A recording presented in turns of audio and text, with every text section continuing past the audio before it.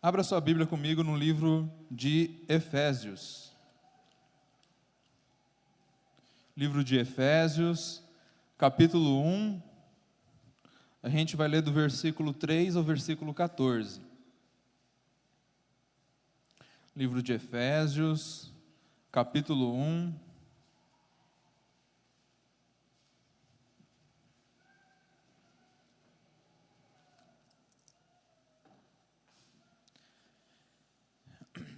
Efésios capítulo 1, versículos 3 ao 14.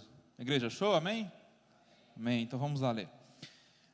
Bendito Deus e Pai de nosso Senhor Jesus Cristo, que nos tem abençoado com toda sorte de bênção espiritual nas regiões celestiais em Cristo, assim como nos escolheu nele antes da fundação do mundo, para sermos santos e irrepreensíveis perante ele, e em amor.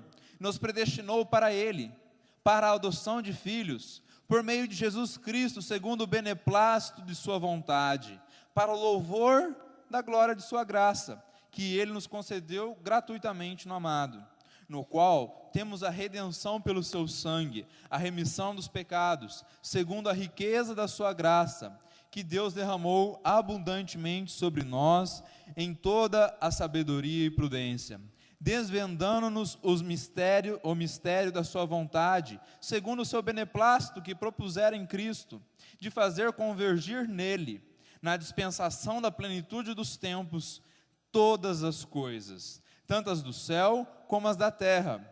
Nele, digo, no qual fomos também feitos herança, predestinados segundo o propósito daquele que faz todas as coisas, conforme o conselho da sua vontade, a fim de sermos para o louvor da sua glória, nós, os que de antemão esperamos em Cristo, e em que também vós, depois que ouvistes a palavra da verdade, o evangelho da vossa salvação, tende nele também crido, fostes selados com o Santo Espírito da promessa, o qual é o penhor da nossa herança, até ao resgate da sua propriedade, em louvor da sua glória. Amém? Se você puder fechar os seus olhos, vamos entregar essa mensagem ao Pai.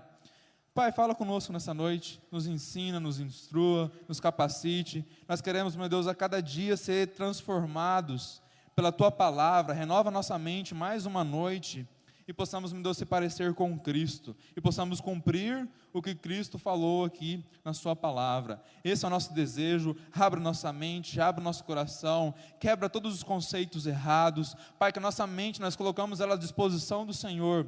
Convença-nos, Senhor, da Tua palavra. Esse é o meu pedido, essa é a nossa oração, e desde já te agradeço em nome de Jesus. Amém. Amém? A palavra de Deus, nós vamos ler hoje Efésios. A gente falou sobre Efésios. Na verdade, nós estamos cumprindo aqui vamos dizer, um curso, um seminário, a gente está fazendo sobre provisão completa.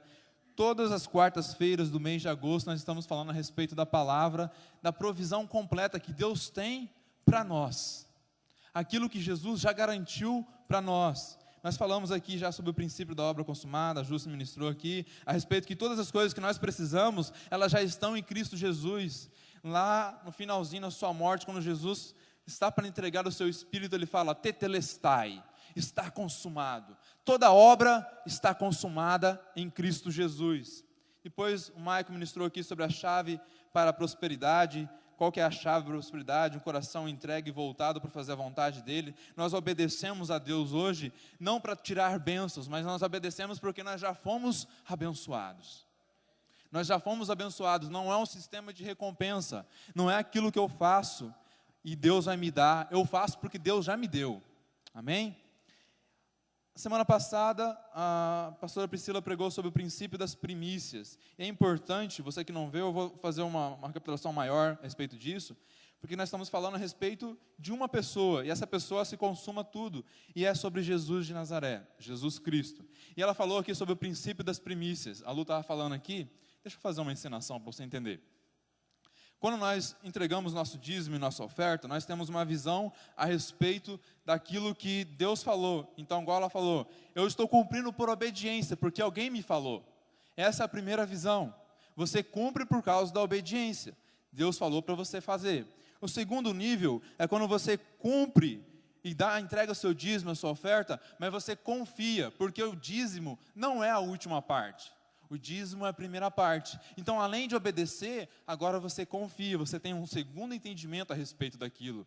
Quando eu confio, quando eu obedeço, eu confio e entendo aquilo que a pastora Priscila pregou semana passada, a respeito de dar o primeiro pedaço.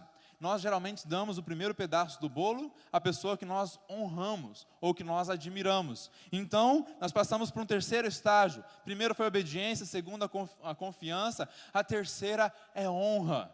Eu dou o dízimo porque eu honro o Senhor. O princípio da primícia. Nós honramos ao Senhor, mas nós não podemos esquecer que existe ainda um último nível. Qual que é esse nível? É entender por que você dizima. Porque se você procurar dízimo na internet, estou falando de dízimo porque é as primícias. Procurar dízimo na internet, vai ter muitas pessoas que vão falar assim, não dê mais dízimo, está no Antigo Testamento. Você vai ver muitas pregações. Quando você vai procurar sobre dízimo, mas daí estava no Antigo Testamento, foi falado Malaquias foi falado para sacerdote, então não é para a igreja. Leia o começo de Malaquias 3, ali está ensinando a respeito, que realmente foram para os sacerdotes, mas ia ensinar todo o povo como que deveria se sacrificar, como que deveria se ofertar naquela época, que era a época da lei. Só que o dízimo não serve para isso, o dízimo está antes disso. O dízimo, o primeiro dízimo, a primeira menção que foi feita sobre dízimo, está lá em Gênesis, quando Abraão ele entrega Melquisedeque. E as pessoas falam assim, mas ele nem entregou totalmente, ele entregou somente dos despojos da guerra. Mas a Bíblia não fala que ele não entregou antes. Para ele ter entregado, alguém ensinou ele a fazer. Alguém falou para ele fazer antes. O dízimo, ou a Bíblia toda, para mim particularmente, a Bíblia, o versículo-chave está em Romanos 11:36, que o Maico ministrou aqui esses dias. Porque dele, por meio dele e para ele são todas as coisas. Quando eu entendo sobre primícia, e a primícia é o Senhor, eu entendo que quando eu dizimo, eu estou fazendo aquilo que Deus fez por nós. O dízimo é uma tipologia de Jesus Cristo. O dízimo está apontando para Jesus. O dízimo está falando de Jesus. Mesma forma como Deus deu para todo mundo, o Senhor, João 3,16, fala a respeito disso, porque Deus amou o mundo da maneira que deu. Jesus, ele era unigênito, depois ele passou a ser o quê? O primogênito. Ele é a primeira parte, Colossenses 1, 15, 16, 17, você vai ver, ele é a primeira parte, ele é o princípio de todas as coisas. Tudo subsiste por causa de Jesus. Então o dízimo não é simplesmente você aqui cumprir a lei, o dízimo está apontando para Cristo, está apontando para Deus aquilo que Ele fez por nós. Quando nós dizimamos, Deus está nos dando oportunidade de ser parecidos com Ele. Porque o dízimo serve para quê? O dízimo serve para órfão, para viúva, para o estrangeiro, para o sacerdote e para o levita. Era essa a função do dízimo. A palavra deixa isso bem claro. E é isso que nós tentamos fazer aqui como corpo de igreja. Mas não é só um cumprimento, é porque Deus se preocupava com quem não tinha condições de ter as coisas. E o dízimo serve para isso. A primícia é por causa de Cristo. A primícia é só por causa de Jesus. Porque dele, por meio dele e para ele são todas as coisas. Na semana que vem, o pregador vai falar sobre mordomia cristã. E algo interessante, só para adiantar, mas não vou tocar no tema, é que fala, mas eu tenho que cumprir o dízimo, então eu tenho que trazer aqui 10%, mas é do Antigo Testamento. Mas na graça, dificultou um pouquinho mais. Porque se você entrega a sua vida ao Senhor, vem aqui na frente no final do culto, eu entrego a minha vida ao Senhor, e Romanos 10, 9 fala, aquele que confessar o Senhor, não fala confessar Senhor e Salvador, ele fala confessar o Senhor, com a sua boca e crer com o coração, será salvo. Quando você entrega a sua vida para o Senhor, nada mais é seu. Nada mais é seu. Então, na verdade, nós não deveríamos entregar 10% aqui, para aqueles que são contra o dízimo. Nós deveríamos entregar tudo. Se Ele é Senhor de mim, Ele é dono de tudo, não só de 10%. A graça, Ele elevou o nível. O nível estava aqui embaixo, Ele levou o nível mais alto. Agora, deixa eu fazer uma pergunta para você. Silêncio, irmãos. Quando que foi a última vez que você orou, entregou o seu dízimo aqui e falou, Senhor, o que o Senhor quer que eu faça com esses 90%? O que o Senhor quer que eu faça com esses 90% que agora estão na minha mão? Isso é mordomia cristã. Você vai administrar aquilo que Deus te deu. Só que nós nos apegamos aos bens materiais, achamos que é nosso por causa do nosso suor, mas quem te deu força? Quem te deu energia? Quem te sustentou? Quem te deu um trabalho? Quando nós ofertamos aqui, dizimamos, não é por cumprimento mais de lei, mas é por um coração, como a Lu falou, um coração totalmente diferente de entendimento. Hoje nós não deveríamos nem fazer 10%, então, Senhor, tudo está aqui na sua mão. Eu vou entregar lá na sua casa, porque o Senhor falou para levar na casa do tesouro, mas 90% o Senhor quer que eu faça o que com eles? Você já teve essa coragem? Essa ousadia? Parece loucura, né? Mas é isso que Deus pede da gente. Porque, igual a Lu falou, Ele não quer o seu dinheiro. Deus não precisa do seu dinheiro em nenhum momento. Eu expliquei aqui uma outra vez e falei a respeito disso. Roubará o homem a Deus? Como que você é um ser físico, pode roubar um ser que é espírito? É impossível. Você rouba quando você deixa de abençoar os outros irmãos, como diz a palavra. A mordomia cristã é falar a respeito disso, é falar a respeito de dinheiro. E olha que interessante, pesquisando a respeito disso, a palavra de Deus fala 215 versos sobre fé. 218 versos fala sobre salvação, mas 2084 versículos fala sobre dinheiro, riqueza ou negócios. 215 sobre fé, 218 sobre salvação, mas 2084 fala sobre isso. Por que que Deus se preocupou tanto com isso? O pecado, quando nos acomete, ou quando nós somos escravos do pecado, o pecado é somente nosso Senhor. É como se alguém estivesse governando e dominando. Você vai por aqui, você vai ali. Ele tolhe as suas vontades. Mas o dinheiro, Deus, em Jesus, Ele deu algo diferente. E Ele fala a respeito que o dinheiro não é somente Senhor. Ele é um Deus. Porque Ele acaba governando a sua vida. Você vai fazer tal coisa somente quando tiver dinheiro. Eu vou fazer aquilo somente quando tiver dinheiro. Eu ouvi muitas pessoas mesmo, falar a respeito, não vou na Viva, porque não tenho dinheiro, até lá não vou ter dinheiro.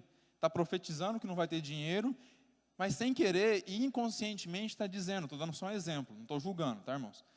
Que não vai ir porque o dinheiro não deixa ir. Eu vou ir se Deus quiser. Tiago me ensina isso. Se Deus quiser, eu vou fazer isso. É a forma correta da gente se pronunciar. Se Deus quiser, eu faço isso. Se Deus quiser, no meu coração está o desejo de ir, Senhor. Me abençoa financeiramente. Se o Senhor é dono do ouro e da prata, faça acontecer alguma coisa. Mas eu não vou porque o dinheiro não deixa ir. É uma visão equivocada que nós temos. E Deus, Ele se preocupa muito com isso, se preocupa com o dinheiro, porque nós acabamos nos tornando adoradores desse dinheiro. Em Efésios, nós lemos aqui a respeito de Efésios. Por que eu li essa parte? Hoje a mensagem a respeito de provisão completa, que em Cristo nós temos toda a provisão suficiente. Nós temos, você precisa tomar posse disso. Nós temos tudo o que nós precisamos, está em Cristo Jesus. Nós vimos aqui, volte comigo lá em Efésios capítulo 1, versículo 3. Bendito Deus e Pai de nosso Senhor Jesus Cristo, que nos tem abençoado com toda sorte de bênção espiritual nas regiões celestiais em Cristo, assim como nos escolheu nele antes da fundação do mundo, para sermos santos e irrepreensíveis perante Ele em amor, e nos predestinou para Ele, para a adoção de filhos por meio de Jesus. Agora pula lá para o versículo 7, no qual temos a redenção pelo seu sangue, a remissão dos pecados, segundo a riqueza da sua graça, que Deus derramou abundantemente sobre nós, com toda a sabedoria e prudência. Você não precisa de dinheiro, você precisa de sabedoria para administrar dinheiro. Você precisa de sabedoria para você governar aquilo que Deus te dá. Porque tem muitas pessoas que Deus abençoa, e as pessoas somem. A provisão não pode ser completa nela, porque se Deus abençoar, é uma maldição para ela, não é uma bênção. Mas eu não quero falar a respeito disso. Eu quero falar a respeito sobre nós termos isso, a diferença de saber que nós temos isso em Cristo Jesus. Abra sua Bíblia comigo em Mateus capítulo 3. Eu quero que você preste bastante atenção naquilo que eu vou falar. Eu não costumo falar desse tema. Então eu quero que você preste bastante atenção. Não é por ignorância, mas é porque eu acho que não há necessidade de falarmos corriqueiramente sobre isso. Mateus capítulo 3, versículo 2.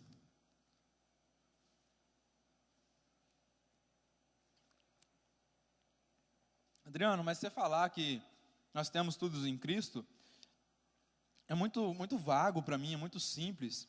Vamos lá, Mateus capítulo 3, versículo 2, ele vai dizer assim para mim: João Batista, arrependei-vos, porque está próximo, ou é chegado, ou já está vindo, dependendo da tradução, o reino dos céus. Arrependei-vos, porque é chegado o reino dos céus. O que João Batista está falando? João Batista foi o precursor de Jesus. Quando ele foi o precursor de Jesus, ele está anunciando, como se fosse alguém que estava anunciando alguma coisa que ia acontecer. E ele fala: arrependa-se dos seus pecados. O reino dos céus é chegado diante de vós. Mateus capítulo 3 fala a respeito disso. Olha no capítulo 4. Capítulo 4, versículo 17. Nós vamos passear um pouquinho na palavra hoje. Lembra da oração inicial? É para conhecimento, quebrar conceitos e para a gente crescer em Cristo. Mateus capítulo 4, versículo 17. João Batista, todos sabem, João Batista foi que batizou Jesus. Sabe qual foi a primeira pregação de Jesus? Arrependei-vos, porque está próximo o reino dos céus. Se arrependam, o mesmo estilo. João Batista falou isso, Jesus também falou sobre isso. Mas aí fica uma dúvida, uma questão, e daí está vendo até uma celeuma dentro da igreja. O que é reino? O que é reino de Deus?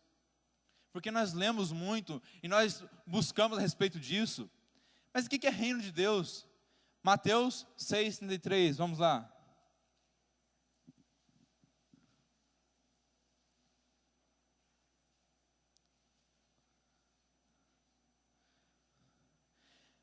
Vamos ler do 25 ao 34? Mateus, do 25 ao 34. Ele vai falar bem assim: por isso vos digo, não andeis ansiosos pela vossa vida, quanto que haveis de comer ou de beber, nem pelo vosso corpo, quanto que haveis de vestir. Não é a vida mais do que alimento, e o corpo mais do que as vestes? Observai as aves do céu, não semeiam, não colhem, nem ajuntam em celeiros, contudo o vosso Pai Celestial as sustenta. Porventura não vale vós muito mais do que as aves? Qual de vós, por ansioso que esteja, pode acrescentar um côvado ao curso da sua vida? E por que andais ansiosos quanto ao vestuário? Considerai como crescem os lírios do campo. Eles não trabalham e nem fiam. Eu, contudo, vos afirmo que nem Salomão, em toda a sua glória, se vestiu como qualquer deles. Ora, se Deus veste assim a erva do campo, que hoje existe, amanhã lançada no forno, quanto mais a vós, outros homens de pequena fé. Portanto, não vos inquieteis, dizendo que comeremos, que beberemos, ou com que nos vestiremos, porque os gentios é que procuram estas coisas, pois vosso Pai Celestial sabe que necessitais de todas elas. Buscai, pois, em primeiro lugar o seu reino, ou o reino de Deus, algumas traduções, e a sua justiça, e todas estas coisas vos serão acrescentadas. Portanto, não vos inquieteis com o dia de amanhã, pois amanhã trará os seus cuidados. Basta ao dia o seu próprio mal. O que Jesus está falando? Está ensinando a respeito de novo sobre dinheiro, dízimo, dinheiro e os bens materiais. E ele está falando dos gentios. Os gentios é que procuram isso. Ah, mas eu preciso trabalhar porque eu preciso de vestimenta. Eu não posso servir ao Senhor. Eu preciso trabalhar porque eu preciso de comida. Eu não posso servir ao Senhor. Eu não posso servir ao Senhor. E ele fala assim, não andeis ansiosos. Lembra que a gente falou sobre isso, sobre a ansiedade? Ansiedade é boa ou ruim? Quem estava aqui na pregação? Ansiedade é boa ou ruim? Ansiedade é de Deus ou não? Ansiedade é neutra, ansiedade é de Deus. O que nós fazemos é a interpretação errada sobre as coisas. Aqui nesse versículo, Mateus 6, 25, ele começa a falar, não andeis. É não andar ansioso, é não produzir ansiedade. Você vai ver lá em Filipenses, capítulo 4, versículo 6, ele fala, não estejais ansiosos. Eu estou aqui na frente do púlpito, não estejais ansiosos. Mas a Bíblia não me fala, não sejam ansiosos. A Bíblia não me ensina aquilo que eu não sou capaz de fazer. Quando há ansiedade em mim, quando vem o espírito da ansiedade sobre mim, meu espírito fica agitado, esse é um sinal. Eu dei o exemplo aqui a respeito da dor de cabeça. Quando dá dor de cabeça, o que geralmente nós fazemos? Tomamos um remédio para dor de cabeça.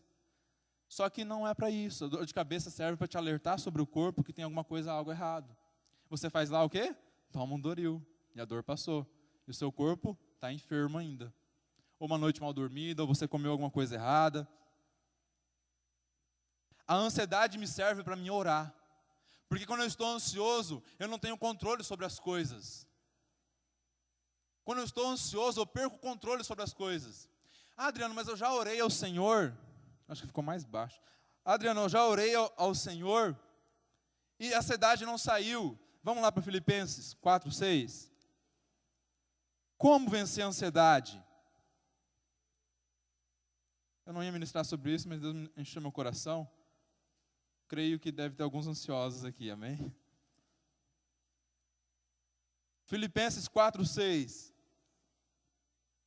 Olha o que ele diz. Não andeis ansiosos, lá ou não estejais ansiosos de coisa alguma.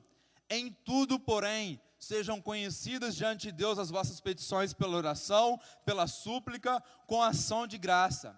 E então, a paz de Deus, que excede todo entendimento, guardará o vosso coração e a vossa mente em Cristo Jesus. Ah, mas eu já orei ao Senhor e essa ansiedade não saiu do meu coração. A Bíblia não fala para você só pedir. A Bíblia me ensina, você vai chegar diante de Deus com súplica, ações de graça e oração. É como se você estivesse comunicando com um melhor amigo, eu conversando com ele, desabafando. Quando eu estiver fazendo isso, aquilo que ele tem passa para mim, que é a paz. Quando eu estou próximo ao Senhor em oração, a paz dele transmuta-se para mim. Aí você não vai sofrer de ansiedade. Não basta você pedir ao Senhor, você tem que ter uma vida em oração. Você está em oração. Agora volta lá ao tema, a gente não saiu muito. Mateus capítulo 6. Nós precisamos aprender essa noite o que é reino de Deus. E falar sobre o tema da mensagem. E daí Jesus começa a falar a respeito disso, ele chega no versículo 33, 6:33. Buscai, pois, em primeiro lugar o seu reino e a sua justiça, e todas estas coisas vos serão acrescentadas. Repare nisso. Estas coisas é o quê? Comida, bebida e vestuário. Jesus vai acrescentar em você. Tem duas coisas que a gente pode aprender. Estas coisas é aquilo que Jesus falou, e não todas as coisas. Ah, eu vou buscar o reino de Deus, eu vou vir na igreja e Deus vai me abençoar com um carro bom. Geralmente tem isso na internet, na televisão. Serve ao Senhor que Deus vai pagar suas contas. Serve ao Senhor que vai desaparecer a dívida. Serve ao Senhor que Deus vai te dar um carro novo. E as pessoas vão lá e dão um testemunho. Não, eu dei uma oferta, dei um dízimo, eu comecei a vir certinho, todos os dias, no prédio, todos os cultos, não faltei um culto. E Jesus tirou o meu Fusca e me deu agora uma BMW. Antes você ia para o inferno com o Fusca. Agora você vai mais rápido com a BMW.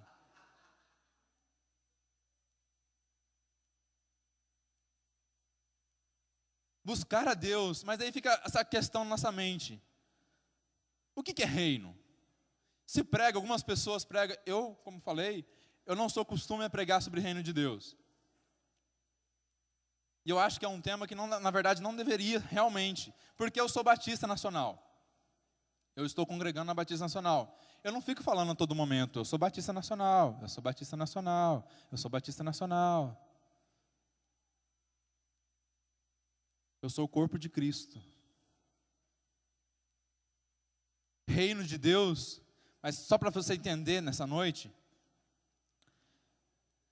porque são princípios e valores e o que Jesus está falando, vamos tentar entender sobre isso, mas o que é reino de Deus? Reino de Deus é você vir num culto e congregar.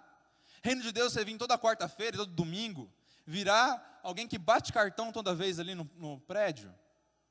Nem tempo, porque tempo somos nós, no prédio.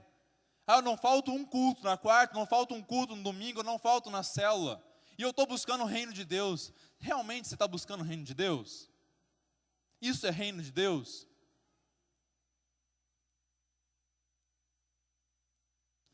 Reino de Deus é orar mais, jejuar mais.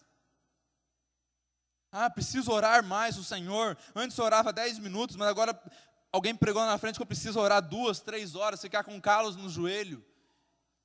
Orar de madrugada, igual o Alexandre falou esses dias aqui. para me dar bênção, uma recompensa, uma barganha com Deus. Não estou falando para você não orar de madrugada, estou falando para você não orar com a motivação errada, amém? O que é reino de Deus, se não é vir num prédio, se não é orar mais, jejuar mais? Tem pessoas que entendem que jejuar é se santificar de uma forma que vai te dar mais poder, mais unção. A Bíblia em nenhum lugar fala isso. Nenhum lugar. Quando você jejua, você não faz um mercado com Deus. Senhor, eu estou jejuando aqui, o Senhor tem que me dar agora as coisas. Não é isso. O jejum te aproxima do Senhor. Você está matando a sua carne. Quando você está em intimidade com Deus, o que é de Deus passa para você. E naturalmente você tem as coisas. Não existe mais nenhum sacrifício. O único sacrifício é através de Cristo. Se você apresenta um sacrifício para diante de Deus, Deus vai ter que falar para você, é o seu sacrifício ou o sacrifício de Cristo? Porque em João 15, João 14, 15, 16, ele fala, peça em meu nome. Ele não fala, peça depois que você orar bastante, peça depois que você jejuar bastante. Peça em meu nome e eu farei. É que nós achamos isso, nossa, é só isso? É, só isso. João 15, ele fala, acho que 9 ou 11 vezes, permaneça em mim e você vai dar fruto. Permaneça em mim e você vai dar fruto. Permaneça em mim e você vai dar fruto. Permaneça em mim e você vai dar fruto. É só permanecer nele. Então, se reino de Deus não é vir num templo, num prédio, não é orar mais, não é jejuar mais, reino de Deus é não pecar. Reino de Deus é não pecar. Agora eu sou santo, estou morando no Santo dos Santos, não quero misturar com ninguém, amizades do mundo, estou fora. Só vou agora no prédio. Isso é reino de Deus? Nós temos uma visão equivocada a respeito das coisas. Quando nós temos a visão certa, graças a Deus por esse seminário, para a gente entender a respeito que em Cristo nós somos suficientes em tudo. E nós entendemos também a respeito de reino de Deus, para também não haver mais discussão a respeito disso. Abra sua Bíblia em Lucas, capítulo 17.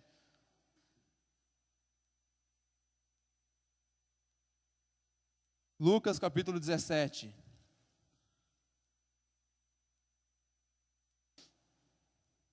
Versículos 20 e 21. A Bíblia tem alguns princípios. Quando a gente vai aprender sobre Bíblia, provavelmente a gente vai estar conversando com meu irmão e foi conversar também com outras pessoas a respeito da gente fazer curso, desde o começo do ano está falando, fazer um curso para hermenêutica, ou pelo menos a gente fazer um estudo, algumas pessoas que estão ministrando. Por quê? Porque existem alguns princípios para a gente possa entender a palavra da forma correta.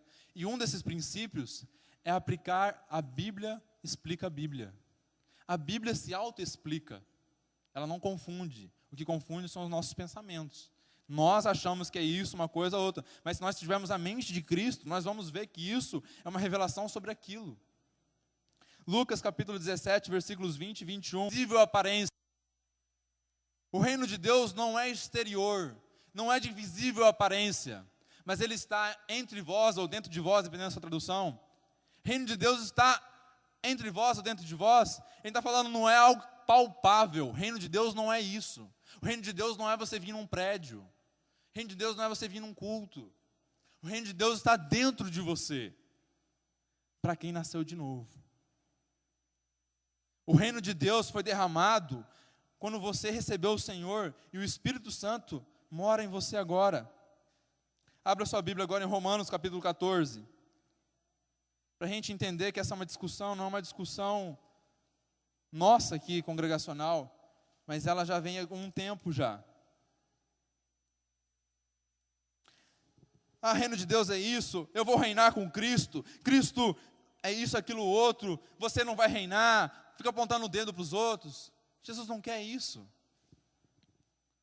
Romanos capítulo 14, vamos ler os versículos 15, 13, 14, 15, 16 e 17.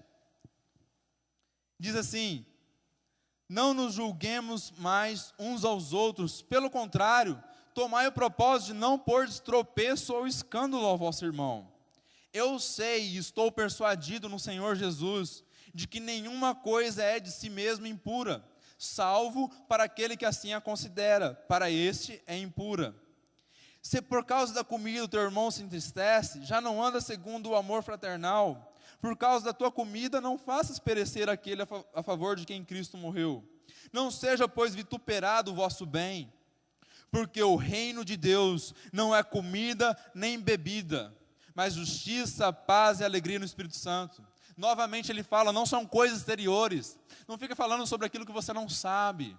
Ele está falando, é algo interior que o Espírito faz no seu coração, no seu entendimento. Reino de Deus está dentro de vós. Jesus, ele fala, buscar em primeiro lugar o reino de Deus e a sua justiça. E Paulo, ele complementa a respeito disso, que a gente acabou de ler, versículo 17. Não é comida nem bebida, não é físico, não é material, mas é justiça, a paz, a alegria no Espírito Santo. Tantas vezes você ouviu, quantas vezes você ouviu, busca primeiro o reino, daí você, líder de célula.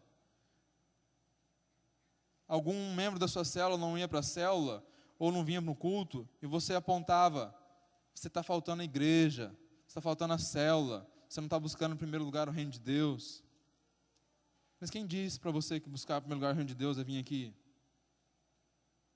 E nós colocamos um juízo, um peso sobre a pessoa. Queremos condená-la a estar aqui. Imagina, pensa, talvez você não pensou nessa forma. Nós estamos condenando a pessoa de estar aqui todo domingo. Reino de Deus não é isso. Reino de Deus é princípios e valores. Reino de Deus são princípios e valores.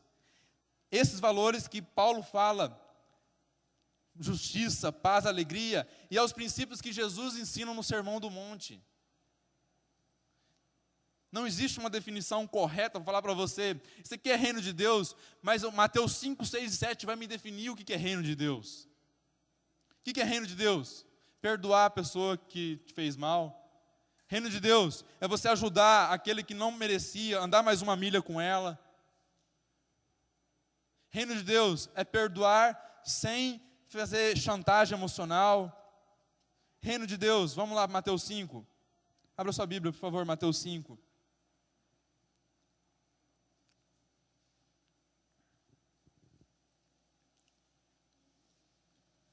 Olha o primeiro versículo que Jesus ensina aos seus discípulos, Mateus 5, versículo 3. Bem-aventurados os humildes de espírito, porque deles é o reino dos céus.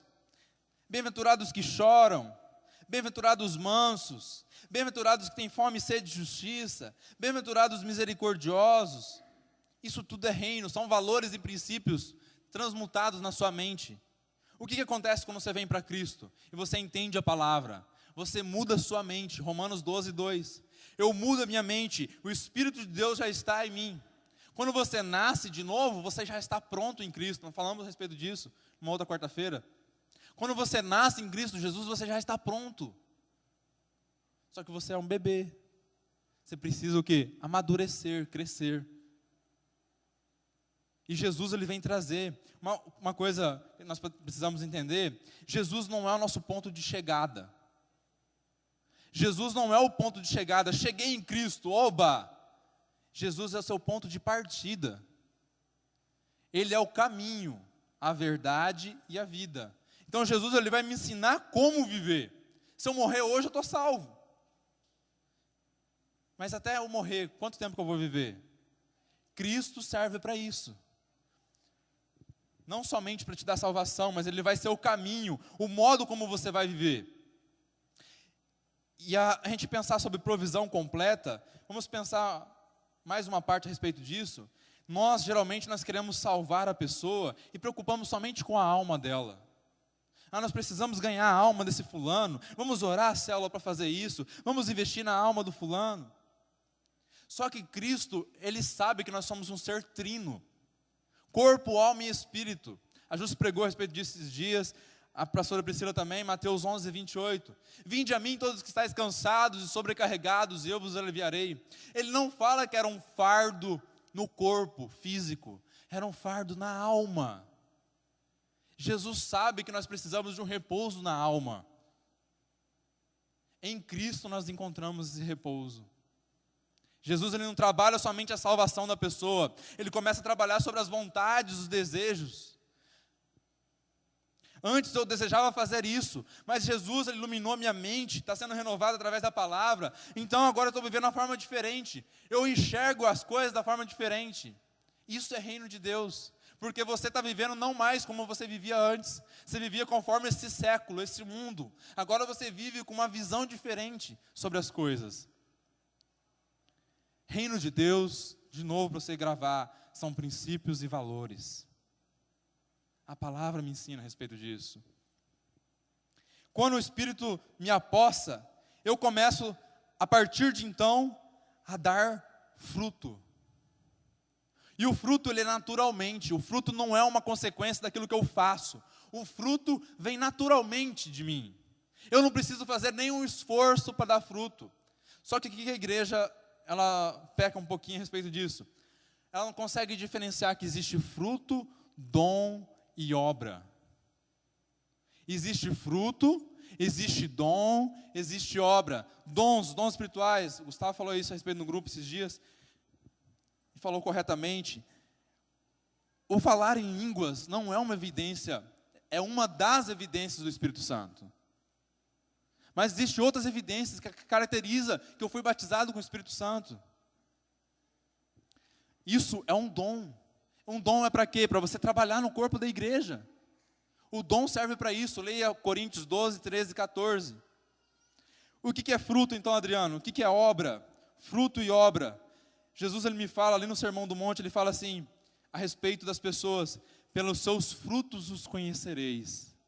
Ele não fala pelas suas obras vocês vão conhecer eles. É pelos frutos.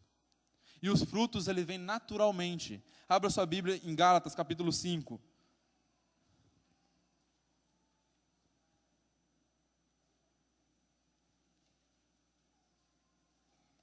Gálatas capítulo 5.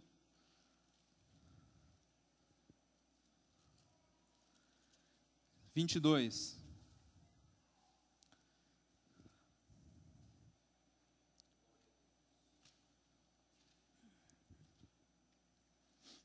Gálatas 5, 22, ele vai dizer assim, mas o fruto do Espírito porque é só um, como se fosse uma parte da laranja. É um fruto com várias gomas, vamos dizer assim. É amor, alegria, paz, longanimidade, benignidade, bondade, fidelidade, mansidão, domínio próprio. Contra essas coisas não há lei. Não é nada que eu faço exteriormente. É tudo que Jesus fez no meu coração quando eu aceitei a Cristo. É somente em Jesus. É Jesus que produz isso. Antes eu gosto de usar esse exemplo, não falando mal da minha mãe, mas usando ela como exemplo. Antes de minha mãe conhecer Cristo, meu irmão está ali de exemplo, de testemunha.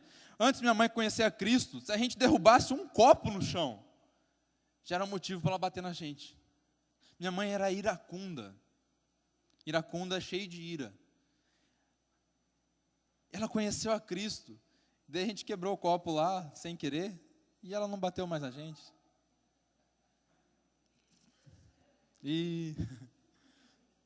Por quê? Porque nela não produzia mais a ira.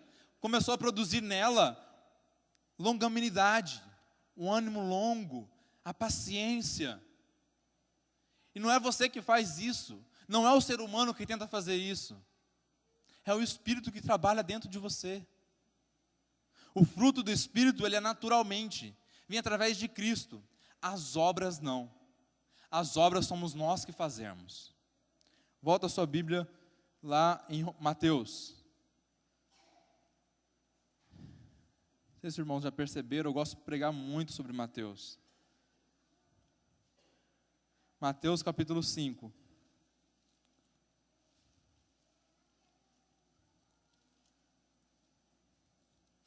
Agora a gente vai para o versículo 13. Mateus capítulo 5, versículo 13. Ele fala a respeito. Vós sois o sal da terra. Ora, se o sal vier a ser insípido, como lhe restaurar o sabor? Para nada mais presta, senão para ser lançado fora, ser pisado pelos homens. Vós sois a luz do mundo, não se pode esconder a cidade edificada sobre o monte, nem se acende uma candeia para colocá-la debaixo do alqueire, mas num velador e alumia todos os que se encontram na casa. Assim brilhe também a vossa luz diante dos homens, para que vejam as vossas boas obras e glorifiquem o vosso Pai que está no céu. O que Jesus está dizendo? Não vou aprofundar nesse texto. Jesus ele fala, vocês são o sal. E vocês são a luz. Você não tem sal e você não tem luz. Vocês são. Deus ele não existe, Deus é. Vocês são porque é por causa de Cristo. Nós já somos o sal. Em nós já tem tudo para a gente salgar a vida de uma outra pessoa. Nós já somos suficientes para fazer a diferença na vida de alguém. Salgar. Nós somos a luz. Nós vamos iluminar, vamos dar conselhos, vamos fazer aquilo outro. Isso é ser luz. Mas ele fala num ponto ali que a gente acabou de ler, para que vocês façam boas obras. Ele não fala somente de fazer obras, ele fala fazer boas obras. Então, fechando o raciocínio para você entender, existe dom que Deus me capacita para fazer as coisas, cumprir o meu ministério chamado, existe fruto que é naturalmente, e existe a obra que eu faço. A obra é eu fazer. É você ver um mendigo na rua e fazer alguma coisa boa para ele. É você ver alguém que está precisando pagar uma conta, uma família que não tem dinheiro para pagar a conta de energia, você ir lá e fazer. Isso é obra. Em Tiago, prometo que a gente não vai abrir mais a Bíblia. Tiago, capítulo 2. Penúltimo versículo a gente vai ler. Tiago, capítulo 2. Versículo 14. Um outro ponto também que não é entendível corretamente. Tiago, capítulo 2, ele fala a respeito das obras. A fé sem obras é morta. Ele fala assim na minha tradução: meus irmãos, qual é o proveito se alguém disser que tem fé, mas não tiver obras? Pode acaso semelhante à fé salvá-lo? Seu irmão ou uma irmã estiver carecidos de roupa e necessitados do alimento cotidiano, e qualquer dentre vós lhe disser, ide em paz, aquecei-vos e fartai-vos, sem contudo lhe dar o necessário para o corpo, qual é o proveito disso? Assim também a fé, se não tiver obras, por si só está morta. Cristo nos fala, Tiago nos fala, irmão de Cristo ali, de Jesus, nos fala que você professa uma fé em Cristo, eu conheço o Senhor, eu vou ao culto, e ele fala assim, mas uma pessoa necessitada, e você não faz nada na vida dela, a sua fé é morta, porque a fé naturalmente ela produz obras, ela no seu coração te leva a você praticar o bem. Quando você é regenerado de novo, você não pensa mais em você, você pensa na coletividade. Sabe qual foi a oração que Jesus nos ensinou? Vamos ler comigo. Ler não, só repetir comigo. Pai nosso. Olha que interessante. Ele fala Pai nosso, ele não fala Pai meu. Talvez você já ouviu isso na pregação. Ele não fala Pai meu, ele fala Pai nosso. Que estás no céu, santificado seja o teu nome, venha o teu reino. Seja feita a tua vontade. Quando é Ele, é singular.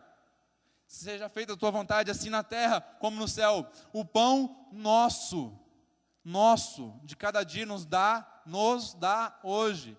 Perdoa-nos as nossas dívidas, no plural.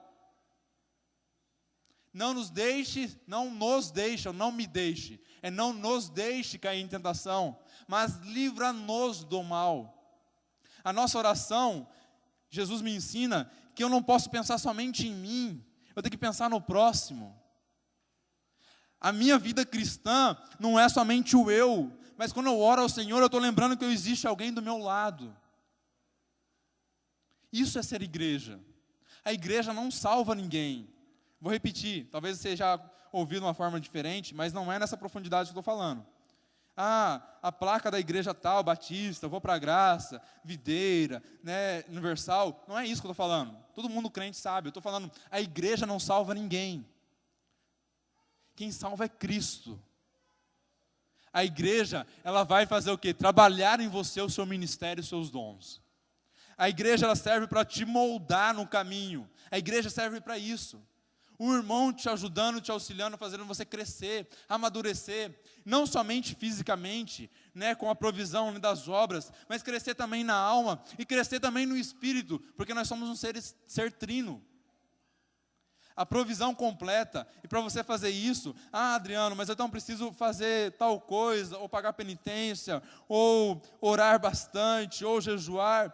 Tudo que você precisa para fazer o bem ao próximo, já está dentro de você.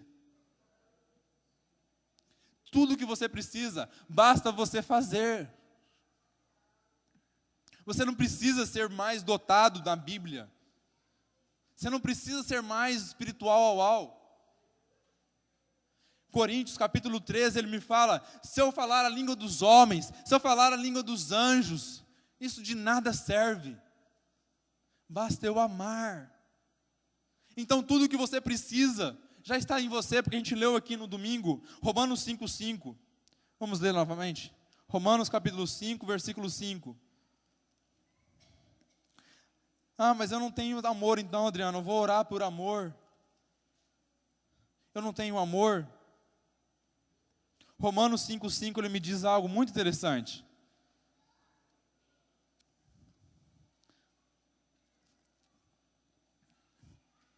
Se puder colocar aquela teu reino bem baixinha do Cristo vivo, para a gente, Marco, por favor.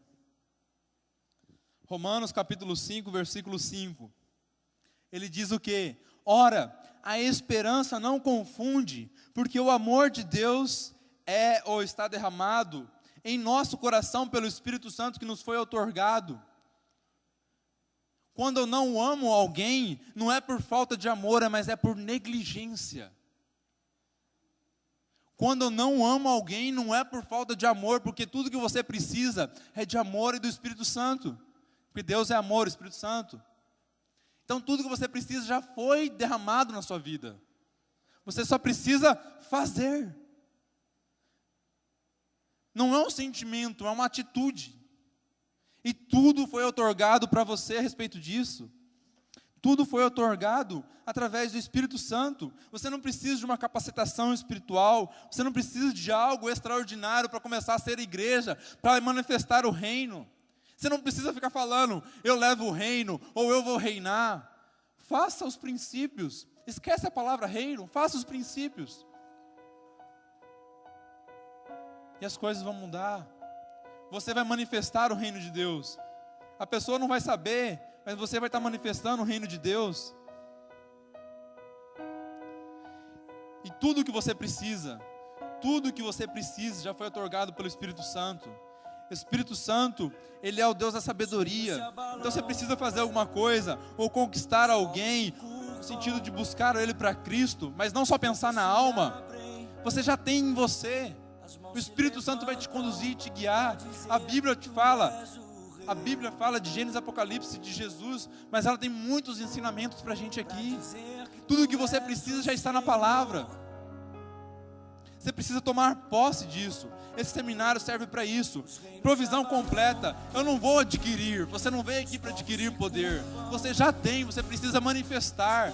Quando Paulo fala para Timóteo, libere o dom de Deus que já está em você para a imposição das mãos. Quando você recebeu o batismo do Espírito Santo, tudo já está em você. Você já tem o suficiente. Queria convidar a igreja para ficar de pé. Essa canção vocês cantaram aqui, a última canção. Olha o que diz essa palavra. Repare, eu não queria que você cantasse, eu queria que você prestasse atenção. Se puder colocar a letra ali, por gentileza. Leia essa canção, leia o que você está cantando ao Senhor.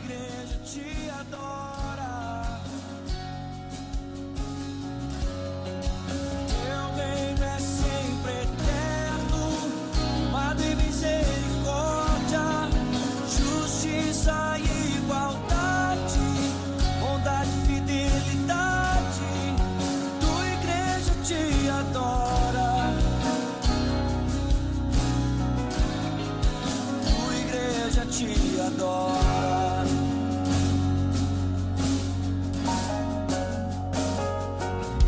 se abalam, os povos se curvam, Pode entrar em espírito de as bocas oração, se de oração. abrem, Deixa essa canção tomar as conta do mãos se seu ser. levantam pra Olha o que você dizer está que cantando tu para és Deus. o Olha o que você está cantando e adorando.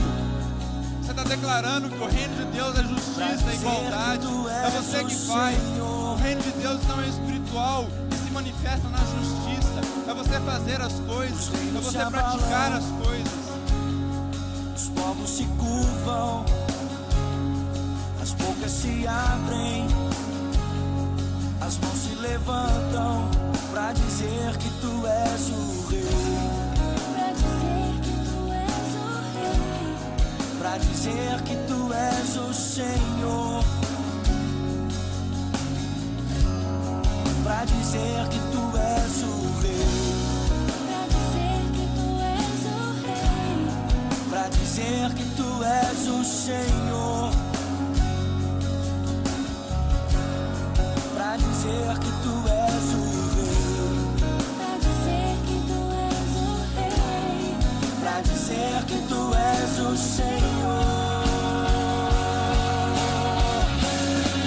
Teu reino é sempre Deus é firmado em eterno, misericórdia, em justiça, igualdade, bondade, fidelidade.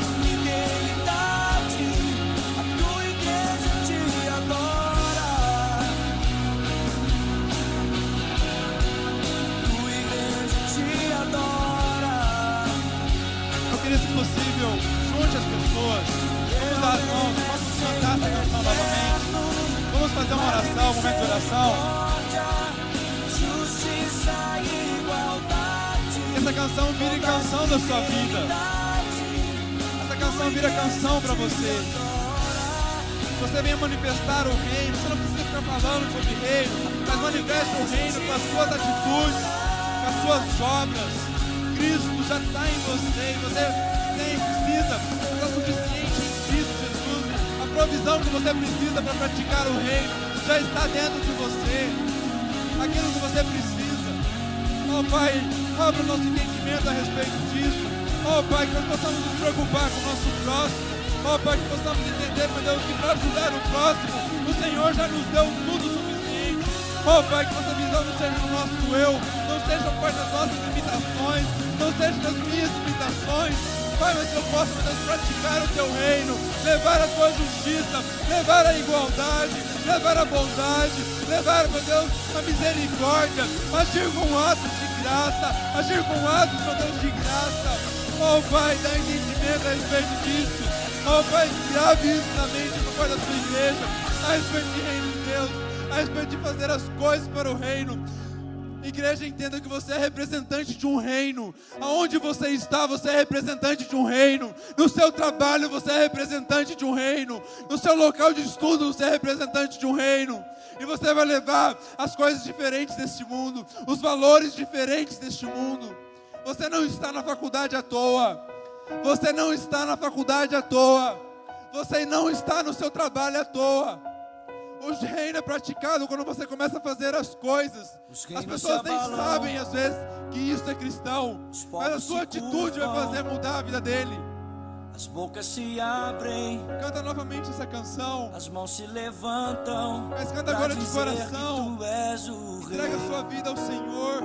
Fala realmente: Senhor, o Senhor tem não Pra somente dizer 10% que da tu minha és vida. o Senhor. Tudo que eu tenho é teu.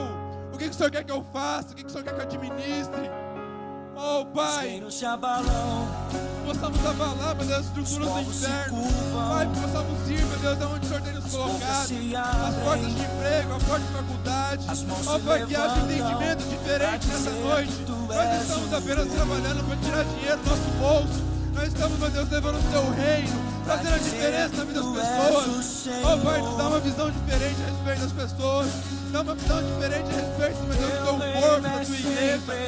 Ó Pai, praticar aquilo que o Senhor quer que nós praticamos. Ó Pai, nós entregamos nossa vida a Ti, Pai. Tome conta dela.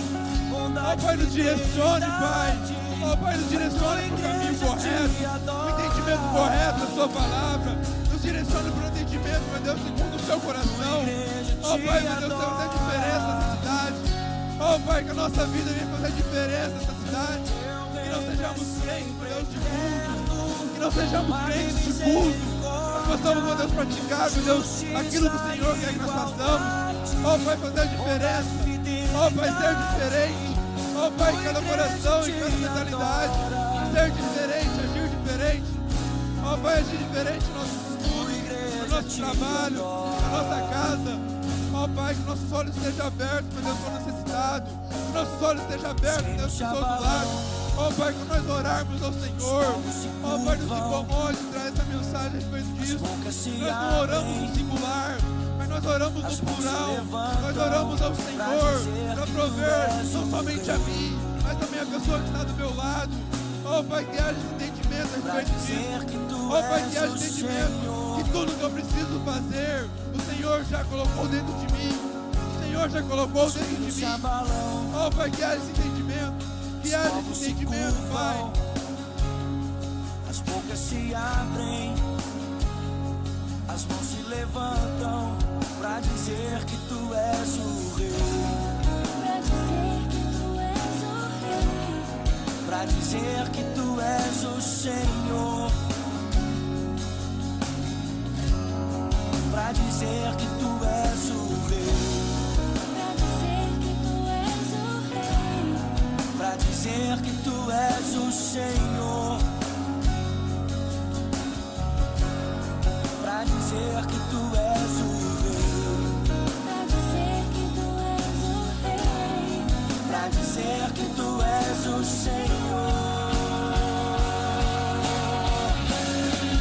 Teu reino é sempre eterno, mas em misericórdia, justiça e igualdade, bondade e fidelidade, a tua igreja te adora. A tua igreja te adora. Teu reino é sempre eterno, mas em misericórdia, justiça e igualdade, bondade e fidelidade, a tua igreja te adora. A tua igreja te adora.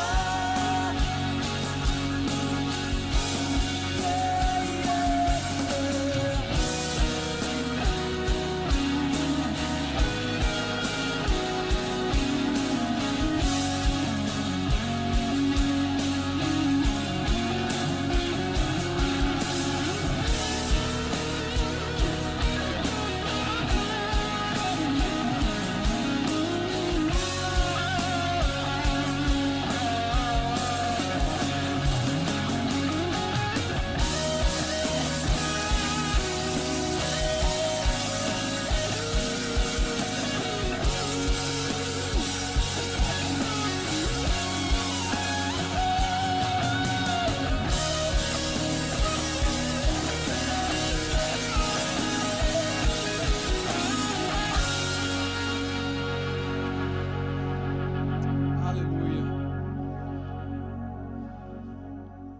Olha para o irmão que está do seu lado, dá um abraço nele. E você faz parte do corpo da igreja e eu vou cuidar de você. O reino de Deus é isso, irmãos. Dê um abraço à pessoa que estava do seu lado, direito ou esquerdo. Só dando o último recado. 2 recados, então. Daqui a pouquinho a gente tem oração. Você que estava nesse momento, nós temos horário para cumprir. Se você quiser orar conosco, está na liberdade de ficar com a gente aqui. Oração é tão de Deus, que o próprio Jesus, que era Deus, ele não queria ficar longe de Deus. Enquanto o homem, ele tirava momentos. Nós falamos, não tenho tempo para orar. Jesus levantava de madrugada para orar, porque o mais importante para ele era estar com o Pai. Jesus suportou tudo. Ele não só suportou ficar longe de Deus. Meu Deus, por que me desamparaste? Temos também as aulinhas domingo de manhã, voltando, maturidade, liderança, às 8h30, aqui no prédio central e também nos prédios nós temos nas congregações. Amém? Vamos orar, amém, irmãs? Só para encerrar o culto. Pai, te louvamos. Te louvamos, Deus, pela tua presença, pela tua palavra, porque tu recebeste a nossa adoração, por cada irmão que aqui está, ó Deus, ouvindo a tua palavra e pela tua presença. Pai, te louvamos, te agradecemos por tudo, em nome de Jesus. Amém.